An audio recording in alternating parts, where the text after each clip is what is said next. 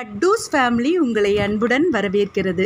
ஜீவ விவசாயம், உயிராற்றல் வேளாண்மை, இயற்கை உரம் மற்றும் பூச்சிக்கொல்லிகளை பற்றி நிறைய வீடியோ நம்ம சேனலில் போட்டிருக்கேங்க. நம்ம சேனலை பார்க்காதவங்க முதல்ல சப்ஸ்கிரைப் பண்ணுங்கள், லைக் பண்ணுங்கள். வாங்க வீடியோக்குள்ளே போகலாம். இன்றைக்கி நம்ம வீடியோவில் ஹைட்ரஜன் பெராக்சைடு சொல்யூஷனை பற்றி தாங்க சொல்ல போகிறோம். ஹைட்ரஜன் பெராக்சைடு சொல்யூஷனின் நன்மைகள் என்னெல்லாங்கிறதையும் அதை தயாரிக்கும் முறை எவ்வாறுங்கிறதையும் இந்த வீடியோவில் நான் சொல்கிறேங்க. ஹைட்ரஜன் பெராக்சைடு H2O2 சொல்லுவாங்க. ஆக்சிஜன் தன்மை இதற்கு அதிகமாக இருக்குதுங்க இந்த சொல்யூஷனுக்கு. இந்த சொல்யூஷன் வாசனை அற்றது, நிறமற்றதுங்க. இது 3% ஹைட்ரஜன் சொல்யூஷன், 6% ஹைட்ரஜன் சொல்யூஷன்லாம் நம்ம கடையில் கிடைக்குதுங்க.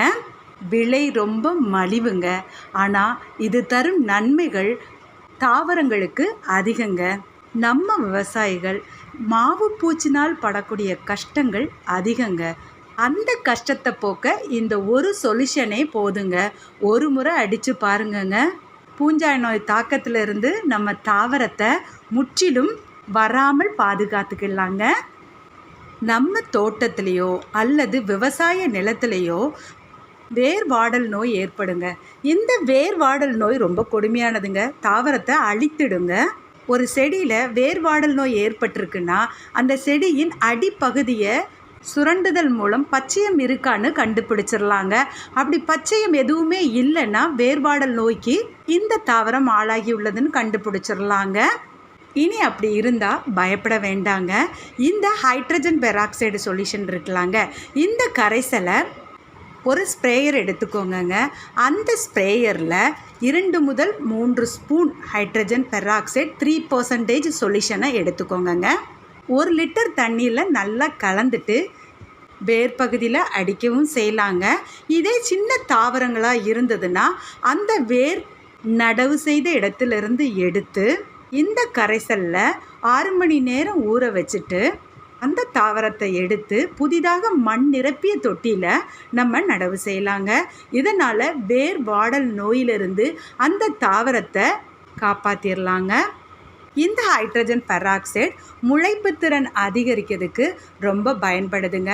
நம்ம விதையின் முளைப்பு திறன் அதிகரிக்க இந்த ஹைட்ரஜன் பெராக்சைடு கலவையில் விதையை ஊற வச்சுட்டு அடுத்த நாள் நடவு செய்வதன் மூலம் விதையின் முளைப்பு திறன் அதிகரிக்குதுங்க. இது 3% ஹைட்ரஜன் பெராக்சைடை 2 டேபிள் ஸ்பூன் வீதம் தண்ணீரில் கலந்து அந்த கலவையில் இந்த விதையை ஊற வைப்பதன் மூலம் முளைப்பு திறன் விதைகளுக்கு அதிகமாக கிடைக்குதுங்க.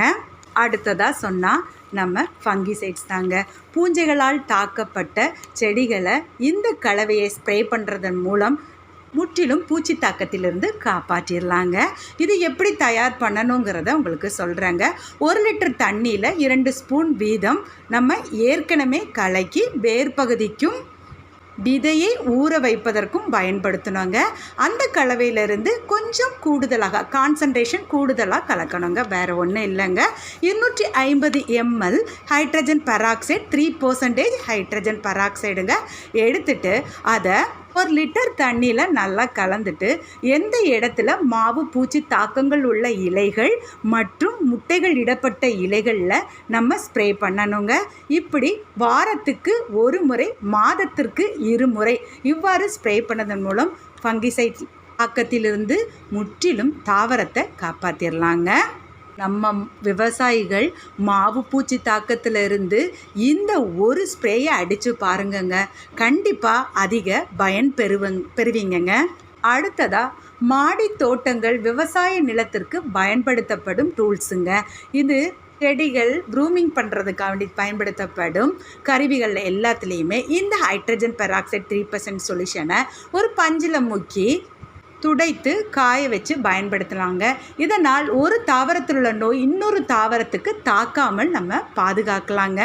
இது மட்டும் இல்லைங்க, வேருக்கு அதிக ஆக்சிஜன் கொடுத்து வேரின் வளர்ச்சியை அதிகரித்து தாவரத்தின் வளர்ச்சியையும் அதிகரிக்குதுங்க.